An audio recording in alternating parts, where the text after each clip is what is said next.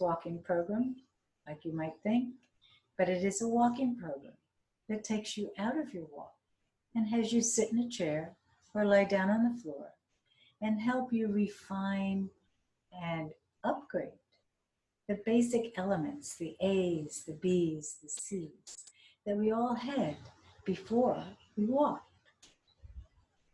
A is for alignment, where we came to a place where we could be upright, and it's a natural alignment, an alignment that allows all of your joints to have more space between each one. Then B is for balance, and at balance we realized, oh, it's not a static balance, it's a dynamic balance where we have to bend a little bit here, move a little bit here, so that we can maintain a natural balance. And then C, which is for coordination, we discovered that once we were upright and balanced and we wanted to go faster, we had to figure out a way to do that, because the legs alone do not do an efficient, light, easy walk. We need to use the torso to go faster and to be light and efficient in our walk. This area is often forgotten about and unappreciated, because as we sit all day, we don't use the torso. As we have grown to believe that this is a rib cage, doesn't move at all, so it can't bend, and we have to bend from the waist, as opposed to maybe we could bend a little bit more in our ribs to keep our counterbalance and keep ourselves safe. And it doesn't think about at all coordination as you're sitting, right?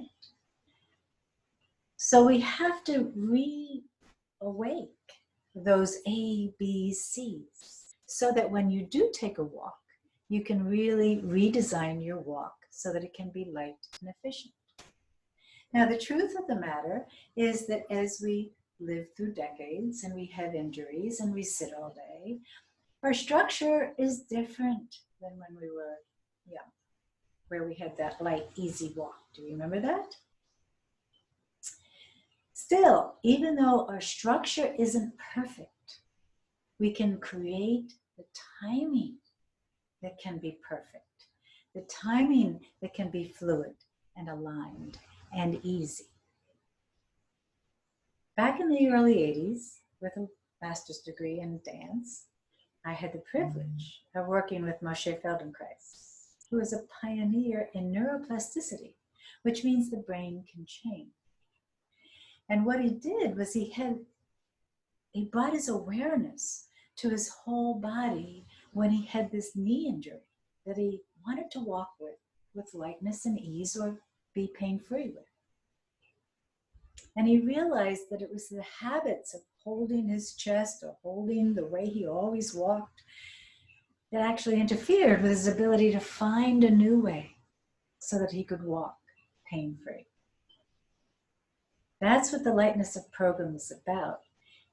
As he demonstrated, we don't have to stay stuck in our pattern if we give ourselves the time to recognize the patterns and then quiet them, and then look for variations of how we could do the same thing we already know how to do in a different way.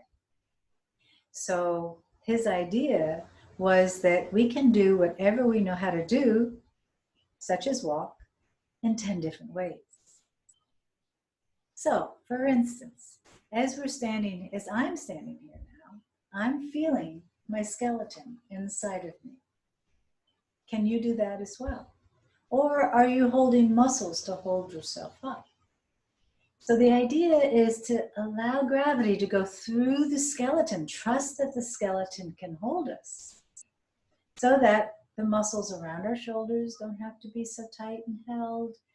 We can breathe and we can feel that great, nice openness so that the diaphragm can move down as we inhale, like it's designed to do. And we're in a place of quiet and stillness. Then we can start to pay attention in a more heightened awareness way of what we're doing. So here I am standing. How am I going to start to walk? Well, the first thing I have to do is shift my weight. Would I shift it this way and lift this leg up? Or would I shift it this way and lift this leg up? Well, I had the option of doing either. Lucky me. But what's your preference? My preference is to do it this way at this moment. The beauty of this work is that maybe another day, I'd rather do it the other way. But the question is how do we shift our weight? Do we shift it all the way over? Do we shift it this way over so that we can walk? What are the many different ways that we can shift our weight? And what is going to be the most efficient and comfortable, well-balanced, and pain-free way? That's what we're exploring. So get to know your skeleton. Come start to join us. And remember, it's not just muscles. It's not just legs that do our walking or that need our strength. It is our whole torso needs to be organized. We need to know that we have a spine that can lengthen and the weight can get distributed throughout our whole self so that the movement of our torso can rotate around that spine. We can bend to maintain a balance if we're going to fall. Whoops. and we can then start to just figure out a new way to make that walk be painless and balanced.